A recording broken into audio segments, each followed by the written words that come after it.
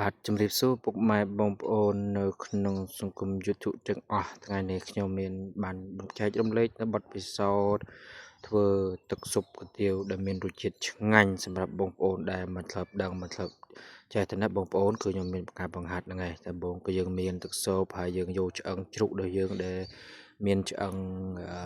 ខ្នងណាបងប្អូនគឺយើងយកទៅស្រុះវាចំនួនកន្លះគីឡូហើយទឹកស៊ុបរបស់យើងគឺយើងប្រើ10លីត្រទឹក10លីត្រហើយឆ្អឹងជ្រូករបស់យើងហ្នឹងគឺកន្លះគីឡូហើយនឹងឆៃថាវ300ក្រាមហើយនឹងហើយនឹងការ៉ុត300ក្រាម leek and celery 150ក្រាមបាទហើយនឹងនេះគឺជាសាច់សម្រាប់ធ្វើស៊ុបរបស់យើងគឺយើងដាក់ចូលជាមួយគ្នាស្រស់ឲ្យស្អាតណាមានសាច់មាន់និងសាច់ជ្រូកដោយសារតែយើងអត់ប្រើសាច់ចិញ្ច្រាំទេគឺយើងប្រើសាច់ប្រភេទសាច់ស្ងោរជាមួយនឹងទឹកស៊ុបណាបងប្អូនបាទគឺយើងស្រស់ស្អាតហើយយើងដាក់ទឹកឲ្យវាត្រជាក់ហើយយើងស្រេងវាទៅ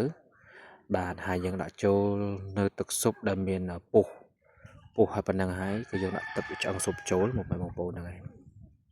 យើងដាក់ឆ្អឹងស៊ុបចូលរួចហើយគឺវា simmer ចឹងយើងដំឡើងបន្តិចមកហើយនៅយើងប្រើប្រភេទគេហៅថា chicken stock បាទហ្នឹងហើយគឺមេស៊ុបគឺយើងដាក់2ដុំទៅបាទដាក់2ដុំហើយបើសិនជាវាមានឡើងពពុះបងប្អូនគឺយើងយកវែកដួសពពុះចេញគឺយើងប្រើភ្លើងមុំមិនឲ្យបើវាពុះហ្នឹងហើយបើសិនតែវាល្អក់ទឹកស៊ុបហ្នឹងគឺអត់ឆ្ងាញ់ទេគឺយើងប្រើទឹកស៊ុបដែលរសជាតិថ្លាល្អហើយយើងប្រើស្ករចំនួន5បោយហ្នឹងគឺសម្រាប់វិលទង្វិលនេះ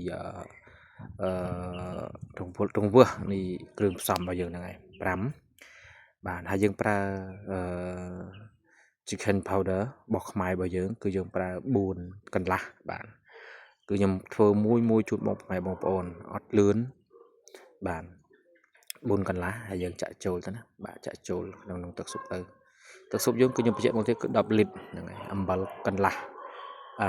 បោយហ្នឹងប្រហែលបងប្អូនអំបិលហើយប្រេងខ្យងនេះគឺខ្ញុំថ្លឹង150ក្រាមហើយនឹងទឹកត្រី150ក្រាមដូចគ្នាដោយសារតែខ្ញុំស្មាននឹងពេកដោយសារតែខ្ញុំថតបដាឲ្យដាក់បដាទៅវាពិបាកហ្នឹងហើយទឹកត្រីរបស់យើងគឺ150ក្រាមដូចគ្នាដែរហើយបងប្អូនគឺយើងខ្ញុំធ្វើនេះគឺសម្រាប់ទឹកស៊ុបសម្រាប់នេះគឺសម្រាប់ពី40ចានទៅ50ចានហ្នឹងហើយដល់ពេលទឹកពុះល្អរួចហើយរឿងផ្សំហើយយើងប្រើកុំភ្លេចជាមួយនឹងជី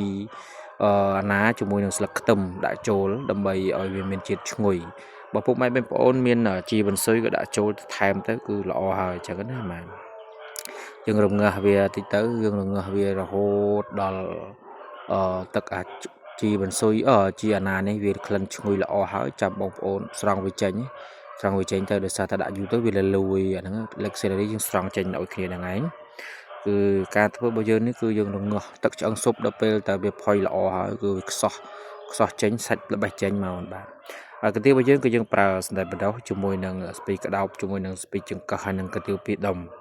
សម្រាប់ក្នុងមួយចានសម្រាប់បងប្អូនហើយសាច់យើងអាចដាក់ដូចជា ham bacon ហើយនឹងពងស្លាយពីលើហើយនឹងសាច់ស៊ុបឆ្លាយរបស់យើងហ្នឹងឯងនៅខាងហ្នឹងគឺបាទហើយនឹងជីអីទៅហើយពុកម៉ែបងប្អូនគឺយើងដាក់ទឹកស៊ុបរបស់យើងគឺថ្លាល្អគឺថ្លាគឺឆ្ងាញ់ហើយរសជាតិគឺអែមបាទហើយវីដេអូក៏មានតែប៉ុណ្ណេះបងគុណច្រើនសម្រាប់បងប្អូនដែលតាមដានវីដេអូ